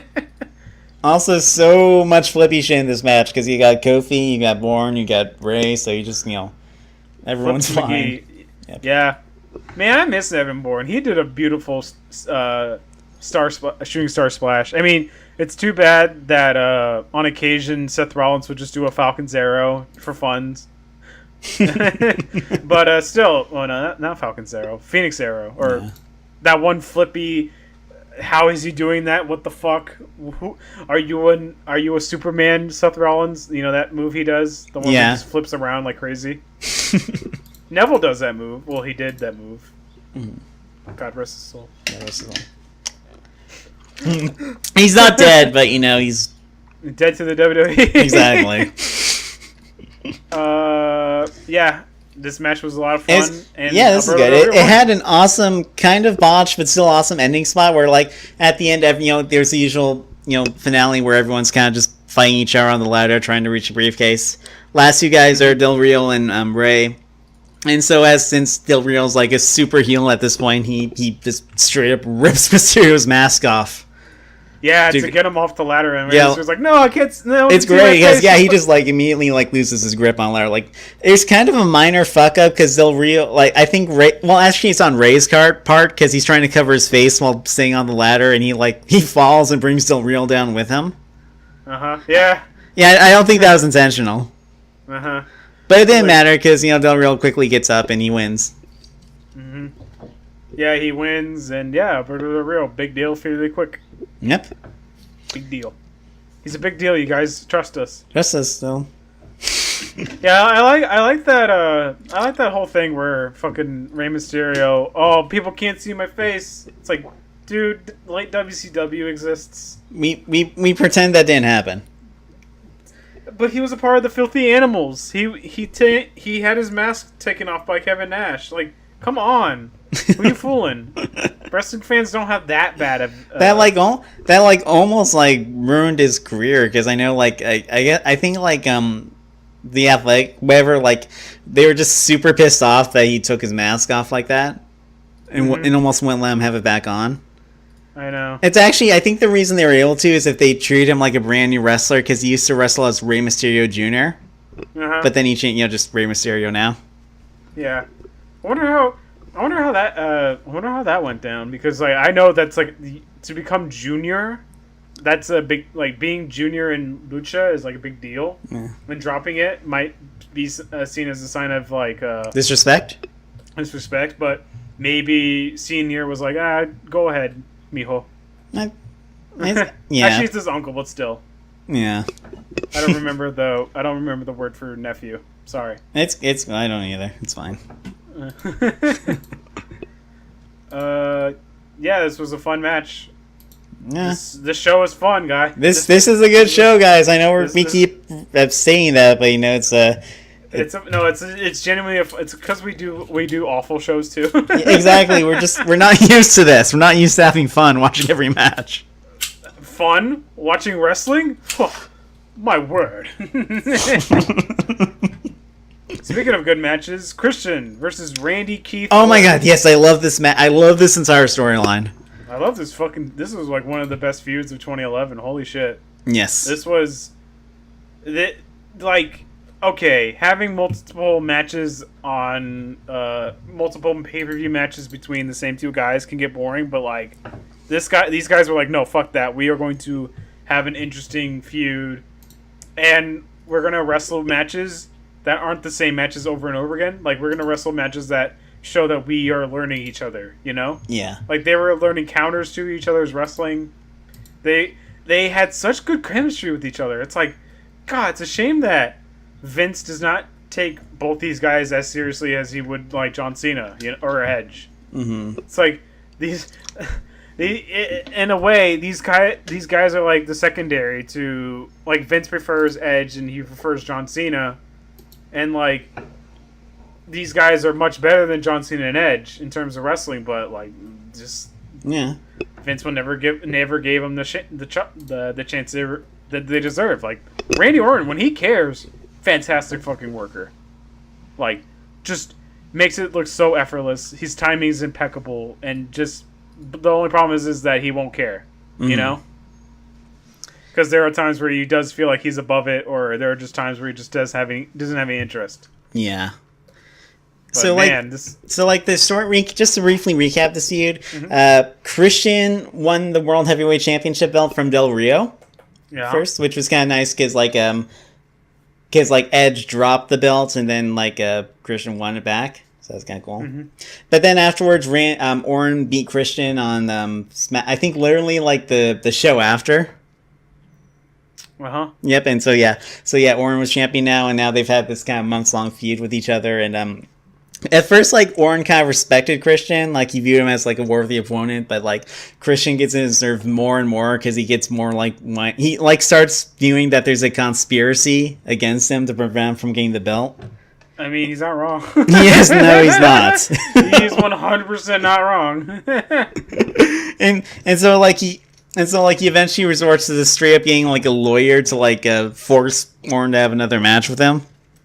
Mm-hmm. And of course, that's what the big stipulation of this match is the fact that if Orton does anything dirty in this match, he loses the belt. Yes, if he gets DQ'd, that means he has to forfeit the belt. His lawyer said so, which is the talking point throughout this entire fucking match. And I loved it because it's Christian just doesn't care. He doesn't care that this if this is the most tainted victory because he has to win through cheating means. Doesn't matter. I got the belt now. He's just so shameless about it. Yeah, that's perfect. That's a perfect way to get heel heat. Mm-hmm. Is basically winning as shittily and as fucky as possible. Mm-hmm. Before the match, we get a short backstage segment with Del Rio where he just says the Destiny thing again. Like he's asked, was this his destiny to win Money in the Bank? And he's like, no, that was just a formality. Stuff like that. But yeah. So Christian comes out first, and man, his theme was fucking awesome. Yes. It's if close your eyes so dark, but then you do it. I don't understand the lyrics, but I'm bopping my head to it. That's all WWE songs if you really, really think about it. They're just there for it. They used to be gibberish, and now they have actual words in it, but the words make no goddamn sense. You know? They're all just they're just generic butt rock lyrics. It is 100% butt rock. Which, to those who don't know, butt rock is just like the fartiest sounding guitars you've ever hear, like the like just the ugliest sounding sounds ever. Mm-hmm. It's the stuff you hear in like video games all the time. Yeah, and mid 2000s video games. Yeah. And then, of course, when Randy Orton comes out, he hears voices. He's got the belt on him. Yeah. What do batteries run on? The ground.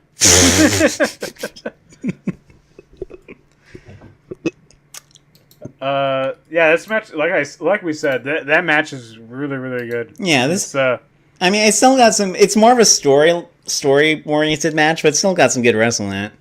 Oh yeah, because it's like Randy Orton does a really good job of like, I can't lose my temper during this match, but I fucking hate this guy. I know. And Christian does it because he just pushes every single button. He's like as obnoxious as possible in this match. Like literally as the match starts, he like immediately just runs out of the ring and brings the chair and like pretty much just like, here, come on, do it. Come on, hit me, hit me, hit me. Yeah, I like that because it's like that. It's totally within reason of.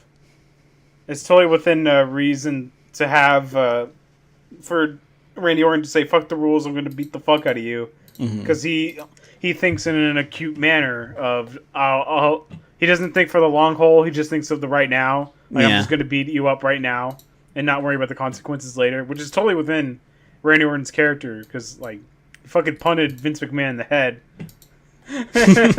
just because he wanted to, and he didn't really think about the consequences, and that's like a part of his character. And it's nice to see continuity in wrestling. It's a very rare sight.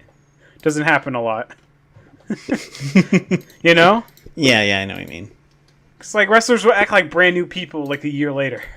Exactly. It really upset. It really peeves me. It really activates my almonds. But yeah, match is pretty good, very very storyline, and the finish of the match was Christian spitting on Randy Orton, and Randy Orton just beats the fuck out of him and disqualifies himself. I know it's like Christian did the taunt that sent Randy into rage mode, like a fighting game. Yeah, he did get taunted. Holy shit! This was like an RPG or has like a taunt mechanic when you taunt someone and they just like they attack on their own, like you can't control them. They're auto attacking. Precisely. So it's like that. Mm-hmm. And yeah, he kicks him in the cock and then gets himself disqualified. Yep. Another character continuity because Randy Orton loves kicking people in the dick. And of course, Christian's like, just happy, but it's great because like immediately after that, Orton just like, okay, like he's just like, okay, fuck, I don't care, and just like beats the shit out of Christian, like just a full-on brutal post-match beatdown. The crowd are 100%. Oh, I know they like Orton just gets a huge face reaction from it, which especially because Smarks don't really care for Randy Orton, but they were totally down with him beating the fuck out of Christian. Yeah. Yeah. Yeah, that's magic of a good match and good heel work. Yeah, just great stuff. Like these guys understand their roles and they do it perfectly. And it should note afterwards that, like, for the climax, Randy keeps trying to, like RKO Christian onto, like, the smash and out table, but it just does not break. Yeah, well, it's a really odd move to try to do through a table, you know? You know? It doesn't have, like, it's not like an attitude adjustment or a power bomb. It's just, like, it's just, oh, I'm just going to bring your face down with me, and that's it. Yeah. Like, it's not like a put someone through a table kind of move, but, you know, bless him, he tries. Mm-hmm. I think apparently they, like, straight up kept ordering Randy from backstage to keep doing it until he breaks it, and so they're like, okay, this isn't working. This isn't working. Yeah. I'll just beat the fuck out of him some more. Yeah. But yeah, overall, great match, great story. Both dudes, like, you know, nailed the roles perfectly in it. Just it's an entertaining match. Yes, very entertaining match. Yes. Watch this match. Watch this pay-per-view. They should have a collection for these guys' feud. Oh, that'd be at least, like, make a playlist on, like, the network. I know. Do bare fucking basic things. God damn it, we pay $10 a month for this. you bastards. Cowards. And with that, it's time. It's clobbering time! That was perfect. Look at my eye. What do you see? I gotta take a fucking pee. Alright. Oh god, just quickly 2 things I want to talk about before we get into this match. One, right after the Warren Christian match, they do a Be a Star promotion. They do a... Right? Oh, yeah! That anti-bullying campaign they had for a few years. Oh, yeah. Oh, that thing was such full of shit. I know, it was just so insincere. Like, Vince literally... Like, during this campaign, Vince literally... did a segment about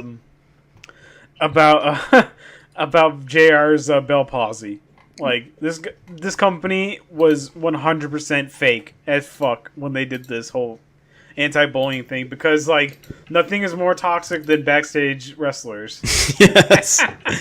And just even count the fact that like 90% of the most popular baby faces are all bullies. John Cena, Hulk Hogan, Stone Cold, Rock. Oh my god, John Cena is the biggest fucking bully of all time. Holy shit. The shit he cucked a man on live TV.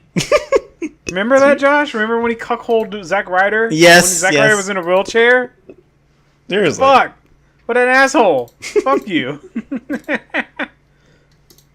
The other thing that actually it ties back into Punk, because like the thing that finally cut Punk's mic off in the pipe bomb promo was when he started making fun of the Be a Star campaign. Yeah, I think he was like, no, I think since, you know, when he said that CM Punk was told, he was given the go ahead about all his grievances. Yeah. Like, I think maybe one of them was the Be a Star campaign, and he was like, you know what, fuck this, I'm not gonna hold it in anymore. Yeah, you know, Vince McMahon, and like they're like, oh, turn this mic off, turn this mic off. Going too far now. It's too real.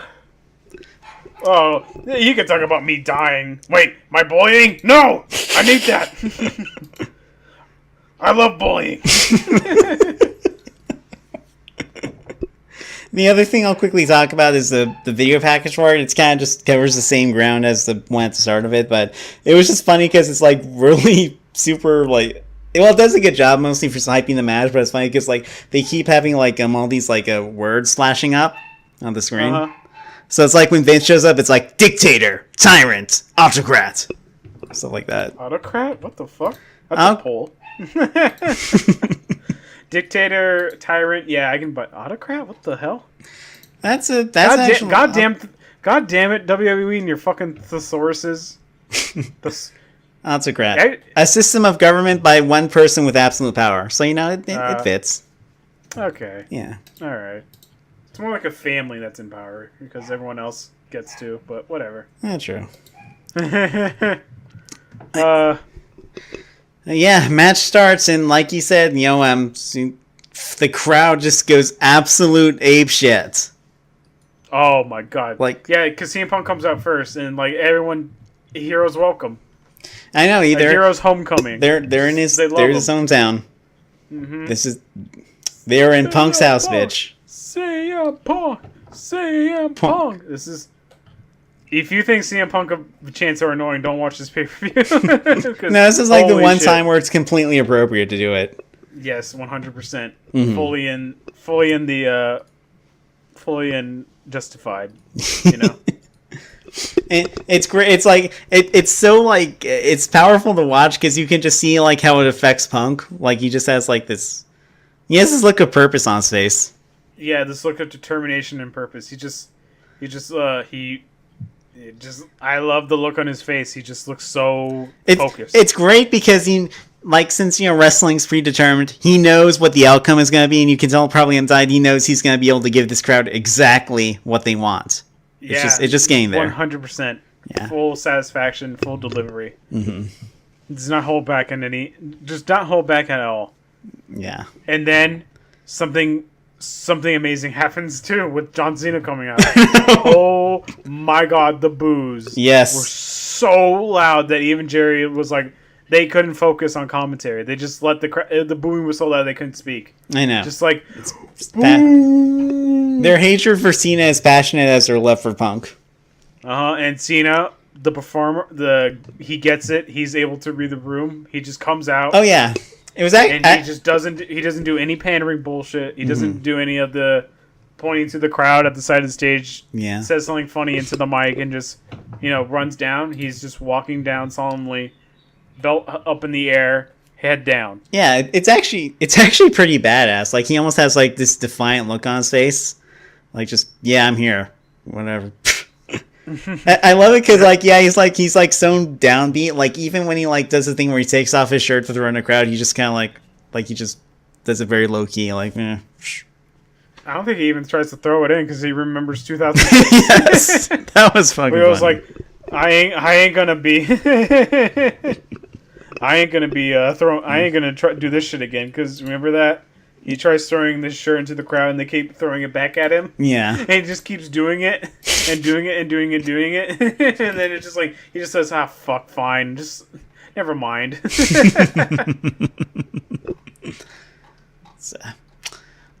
So, yep. And now, this is it. This is what everyone has literally been waiting for.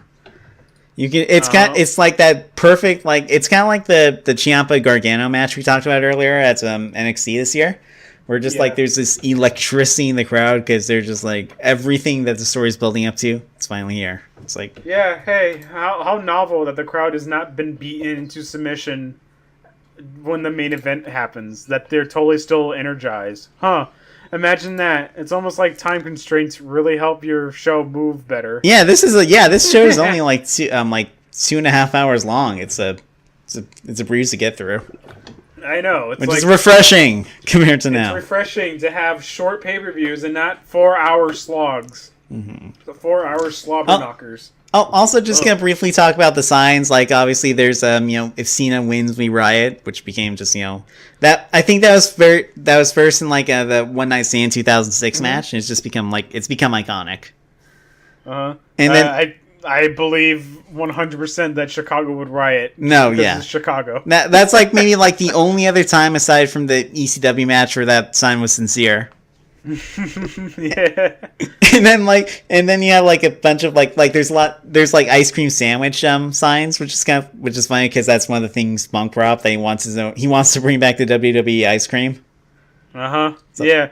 What happened to those ice cream bars?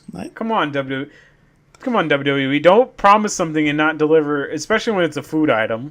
You finally made Bootios, but come on, make a goddamn Make goddamn Frozen Pops. Well, it's too late now. It's way too late. Yes. Still. They made a t-shirt that was an ice cream bar. Oh, that's late. That was CM Punk as an ice cream bar or something. And that was it. No actual ice cream bars. I'm legit shocked they didn't do that, though. That probably would have sold well. Yeah. Oh, well. So, with that, for real, match starts, and another thing, we briefly talked about time constraints here, but this match is a full half hour, it's 35 minutes long, and that works in its benefit, because they have the time they need to, tell a really great story with it. Yeah, it's both, you really do not know who's going to win, because it's Cena has a ton of fight for, and so does CM Punk, Mm-hmm. and they're even like it's like the classic someone who has nothing to fight for versus someone who has everything to fight for. You know, Mm-hmm. because like CM Punk, he's out of the country or not out of the country, out of the company anyway, so he doesn't really have that much to lose. Whereas John Cena, he has everything to lose. Mm-hmm. And so if Cena just has like this ferocity in this match that's kind of he takes it seriously. There's no fun games here. He shows that he's capable of these types of matches. Yeah. That I feel like they gave him the go ahead. Like, hey, you can actually wrestle this match and not be like you don't have to be as reserved as we usually have you, so you don't get injured on accident, because this would play into the storyline, you know? Mm-hmm. There's actually a nice bit much later in the match when I think Cena legit got his knee hurt. Uh-huh. And they do actually smartly play that into the storyline that Cena's trying to hide how in pain he is from Punk. Yeah, it gives him more of a Punk vulnerability. Yeah, because Punk is a submission specialist. He'll just put him in a leg lock or something, fuck up his knee. Oh yeah, this is a really fucking good match. This is This is actually in their 5-star matches playlist that they have on. Yeah, this is literally one of the handful of matches Meltzer ever... handful of WWE matches Meltzer ever gave 5 stars to. Yeah, plans change. Yeah. You told me in the DMs about how fucking Dave Meltzer got his Twitter hacked because his password was literally Dave. I know, that's fucking destroyed. Fucking idiot. Plans change, and I'm surprised. Yeah, I'm surprised his fucking password wasn't plans change. All one word, no caps. His new password's Tokyo Dome. No. His new password is Young Bucks. Yeah. What do you think Jim Cornette's password is? What? What do you think Jim Cornette's password is? Fuck this company. Fuck this company or fuck Kenny Omega. One of the two. Exactly.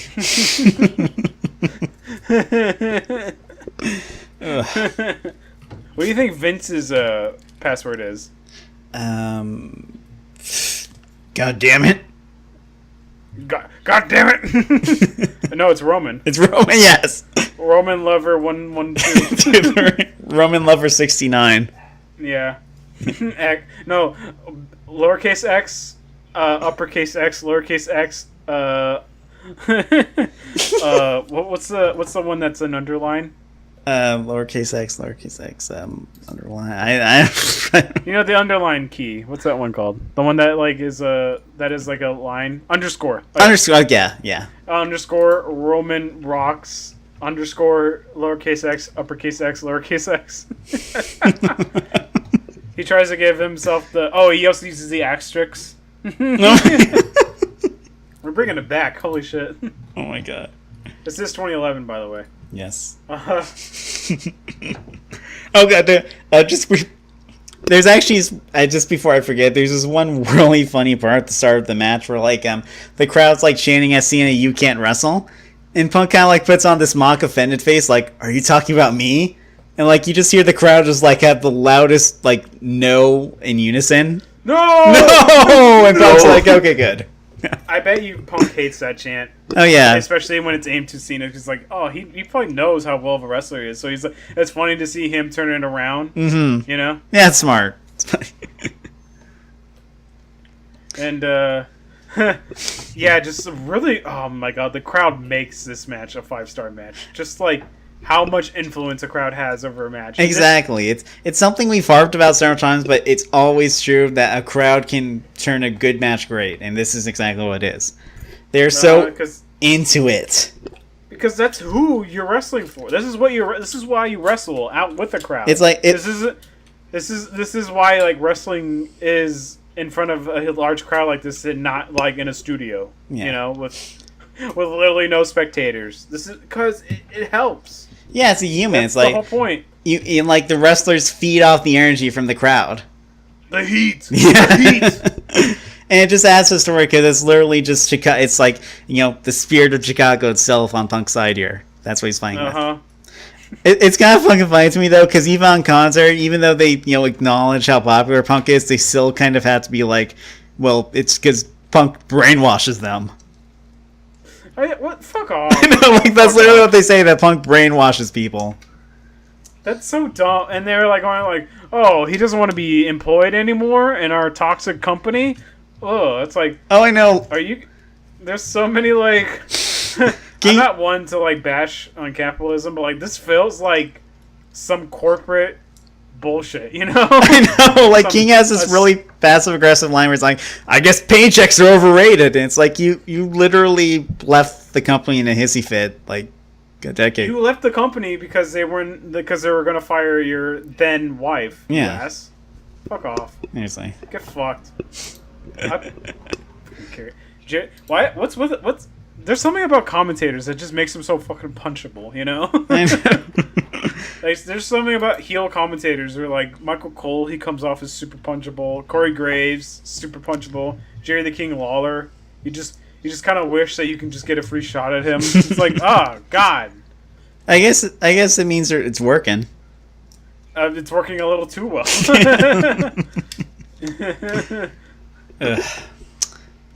see what's.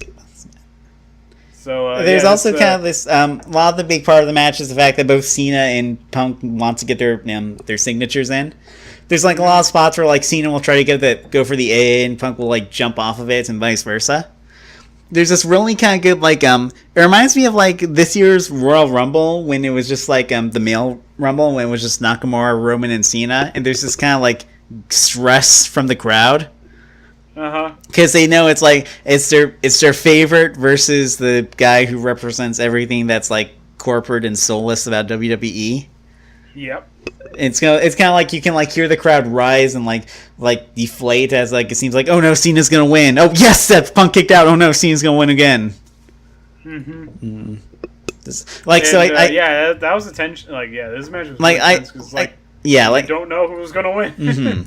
Like I can't imagine what it was like watching this live when you didn't know the outcome. Oh yeah, probably super stressful. It probably was like watching. It was probably like watching WrestleMania 30 when you were thinking, is Daniel Bryan just going to get bodied and move on, or yeah.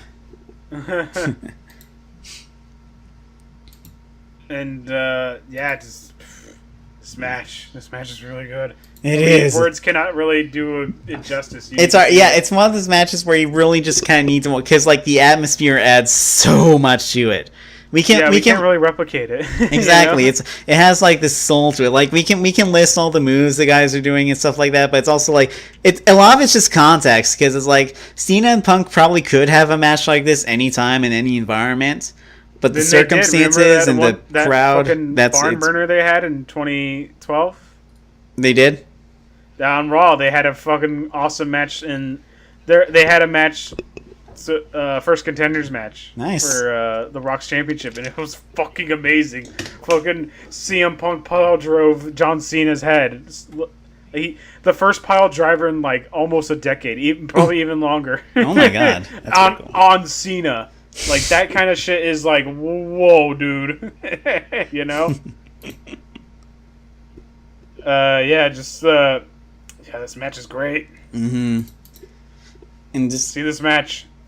Stop what you're doing and watch this match. I guess, there's like, I guess since we're talking, we as well go to the finish now, because the finale, because that like just adds so much. We're like, honestly, it seems like Cena's gonna lose, so like Vince McMahon and Laurinaitis Knight come out and try to interfere.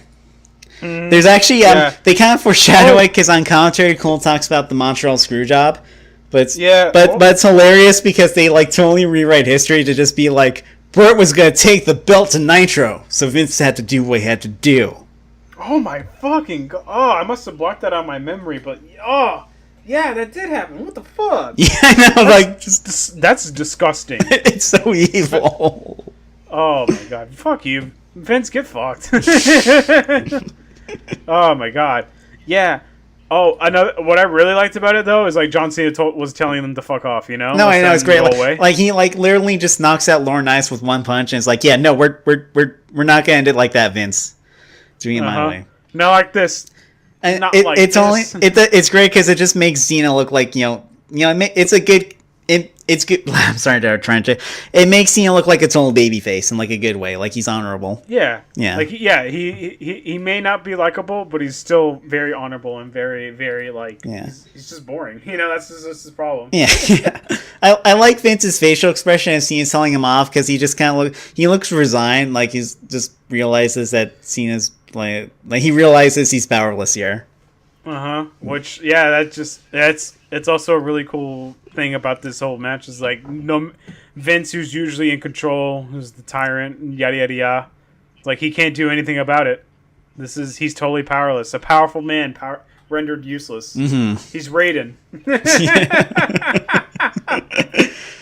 And of course, literally, it's funny because as soon as Cena is like, no, we're doing this my way, Punk grabs him, puts him in the go to sleep, and gets the 3 count.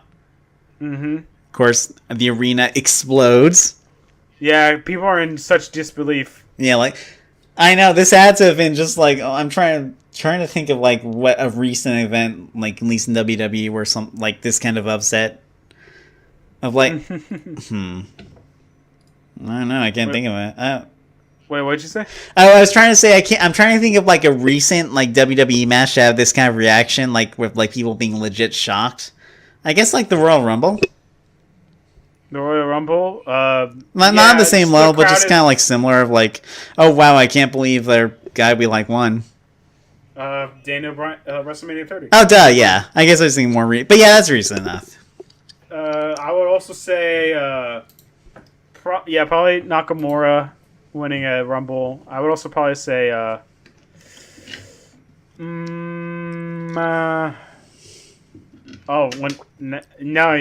this Daniel Bryan winning at 30. This doesn't happen a lot, huh? No, it does. It's rare. I guess that helps make it more special. It does pop up. Much to their detriment for everything in between, but yeah. These are the moments we live for as wrestling fans. It's fucking terrible, so like maybe 70% of the time, but when it's good, when wrestling is fantastic, it is like nothing compares. Exactly, nothing. It's like a medium where like just exactly there's like this energy and passion to it that you can't get anywhere else. Mm-hmm. But it's like they don't come often. Yeah. Shame. Shame. Oh well, their ratings will show. Well, I guess they'll just take bad. I guess no ratings is better than nothing, huh? Huh, Michael Cole? Yeah, they're getting billions of dollars from Fox and Saudi Arabia now. They don't care. Oh man, smart sink. So Saudi Arabia. Yeah, what's worse, Josh? Fox or Saudi Arabia? Probably Saudi. I don't. They're probably Fox probably has some human rights abuse issues in their closet too. Fox gave a paycheck to Bill O'Reilly for that many years. That's true. I like this is like 100% a Simpsons bit of just shitting on Fox as hard as they can. Mm-hmm. Lisa, you and the Fox network. Fox owns a chemical plant in Syria. What else?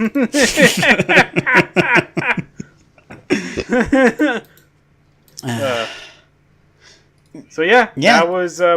We should note at the end. So at once after Punk beats Cena, he gets the belt, and like Vince, at one more like last desperate attempt, tries to get Del Rio out to cash in on Punk. And get up Del Rio. Like he puts on the headset, he calls for Del Rio, which is actually pretty neat. I liked how he did that. Yeah, he didn't grab a microphone and be like, Del Rio, come on out. Like he did it in a very real manner of like putting on his headset and calling forth Del Rio, which makes sense. Yeah, and like it's not only is it realistic, it makes sense because in kayfabe, don't let CM Punk know that you're calling out Del Rio. So he's like, oh yeah, that too. Yeah, and then of course Del Rio runs as fast as he can, but like literally as soon as he gets in the ring, Punk just gives one good kick to the head, he's out. Yeah, I love that. I love that. Punk has like this total maniacal expression on his face because it's like he just knows what he's about to get away with, and he's so happy. Yeah, it's basically a heist, the greatest heist ever. Exactly. He stole the WWE Championship. It's great, and then you have that iconic moment where right before he disappears into the crowd, he like turns around and blows Vince a kiss, and then just boom, he escapes through Chicago. Just beats it. It's such a great moment. And yeah, Vince just has like just the most like he literally looks like he's about to cry. Cry, bitch. And that's it. And Cry, that's bitch. say bye bye to WWE Championship for a month at least. Mm-hmm. Yeah. Yeah, they the booking afterwards was dog shit. I'm not gonna. Yeah, they fucked it. I was shocked when I found out. Literally, like they didn't even last another pay-per-view before they brought Punk back. Yeah, what could have made this very cool and would have paid off in the long haul is literally have CM Punk go everywhere, wrestle in other places, have him, just go around all the place, and then have him come back and say, "Hey, I see what you've done. You've rewarded yourself with the WWE Championship, but I've literally gone around the world proving that I am the best in the world." Just have him try to work out agreements with other companies where you say, "Hey, I'm gonna have CM Punk wrestle in your company, but could you please let him win?" Yeah. Just so he can come back and say that I won. Yeah. Just say I'm the one who won. I honestly I'm the best. I'm literally the best in the world. I honestly think if they did this did this angle now, they would probably do it because WWE's become more open about working with their promotions. Yeah, especially with British wrestling, they've have working agreements with all these British wrestling companies, especially when it comes to the British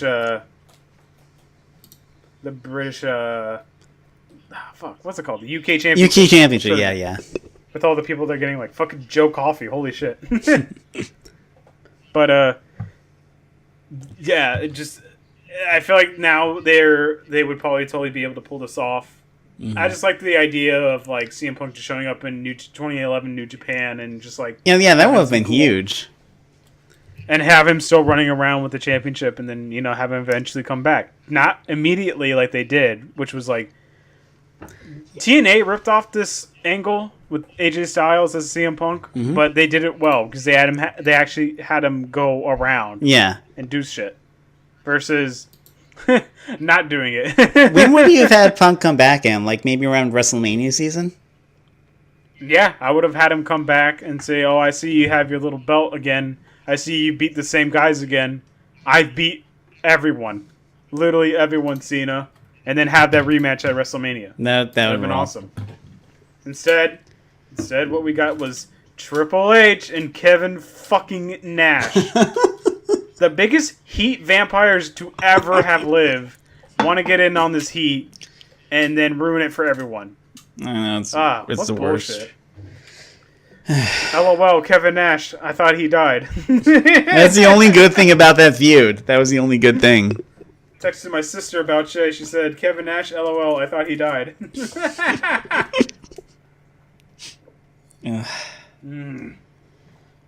as sucky as it was that the follow up wasn't as good as this is still a great pay per view, and they can never take that away. It's a great standalone pay per view that has a bad beginning and a bad end, but in terms of what happened before and after. Yeah. But by itself, it's amazing. Mm-hmm. 10 out of 10 pay-per-view. Yes.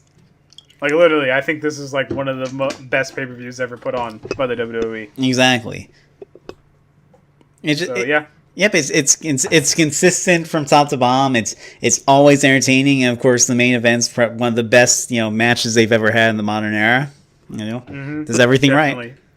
Probably one of the best matches they've ever had in this decade. Mm-hmm. Which now that this decade is wrapping up, that's safe. That's a safe thing to say. Oh yeah, I can definitely see that once all the top wrestling matches of the decade lists come out, this is definitely going to be on there.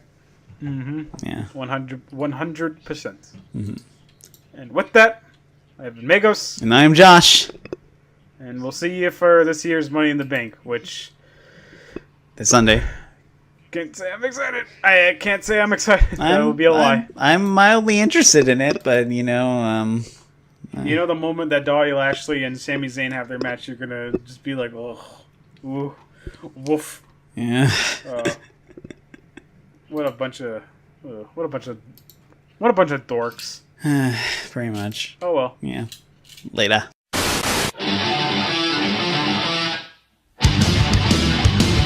in my eyes, what do you see? The cult of personality.